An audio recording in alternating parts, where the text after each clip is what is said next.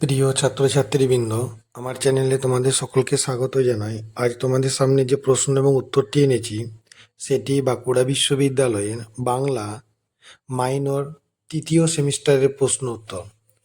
এই প্রশ্ন উত্তরগুলি প্রথম থেকে শেষ পর্যন্ত দেখার সাথে সাথে আমার চ্যানেলে নতুন হয়ে থাকলে চ্যানেলটিকে সাবস্ক্রাইব করে দিও, আর চ্যানেলটি একটু বেশি বেশি করে শেয়ার করে দিও যাতে অন্যান্য ছেলেমেয়েরা এই প্রশ্ন উত্তরগুলো পেয়ে উপকৃত হতে পারে।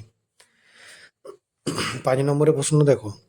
শ্রীদাম সুদাম দাম শুনে ওরে বলরাম, শুন ওরে বলরাম পদটি কার লেখা? কোন পর্যায়ের পদ? পদটির ভাব সৌন্দর্য লেখো। আলোচ্য পদটি চৈতন্যোত্তর বৈষ্ণব পদকর্তা বলরাম দাসের রচনা।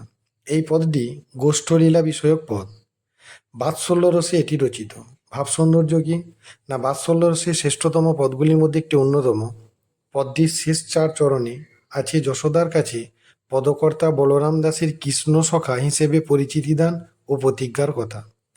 পুত্রের জন্য মা যশোদা সদা শঙ্কাতুরা একান্ত অনিচ্ছা সত্ত্বেও গোপবংশের রীতি ও নিয়ম অনুযায়ী সখীদের সঙ্গে গোপালকে মাঠে ধেনুচারণে পাঠাতে বাধ্য হয়েছেন। মাঠের পথে কত গভীর বন, এর উপর আছে সাপের ভয়। নতুন গজিয়ে ওঠা কুশের কাঁটা গোপালের রাঙা চরণে লেগে চরণ ক্ষতবিক্ষত হওয়ার ভয়ও আছে। বড় বড় শিংওয়ালা গরু সব গোপালকে শিঙে করে গুঁতিয়ে মাঠের মধ্যে ফেলে দিতে পারে। হাজার রকমের চিন্তার মতো যশোদা গোপালের চাইতেও বেশি ক্ষতবিক্ষত হন।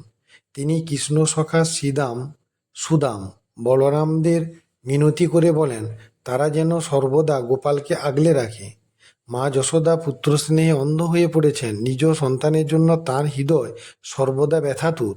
তিনি একান্তভাবেই এখানে হয়ে উঠেছেন বাঙালি মাতা। সন্তানকে স্নেহের আঁচলে বেঁধে রাখতে চান। পদের ভাব অনুযায়ী ভাষা হয়েছে সহজ সরল ও প্রাঞ্জল। সুকুমার সেন পদটির নামকরণ করেছেন পূর্বগোষ্ঠ। আজুহাম কি পেখুলু নবদ্বীপ চন্দ, করতলে করই বয়ন অবলম্ব। কোন পদকর্তার কোন পর্যায়ের পদ? পদটির তাৎপর্য বিশ্লেষণ করো। উদ্ধৃত পদটি পদকর্তা রাধামোহন ঠাকুর রচিত গৌরচন্দ্রিকা বিষয়ক পর্যায় থেকে গৃহীত হয়েছে। রাধা ভাবে ভাবিত শ্রী গৌরাঙ্গ হাতের উপর তার মুখ ন্যস্ত করে আছেন। বারবার তিনি ঘরের বাইরে যাচ্ছেন এবং আসছেন।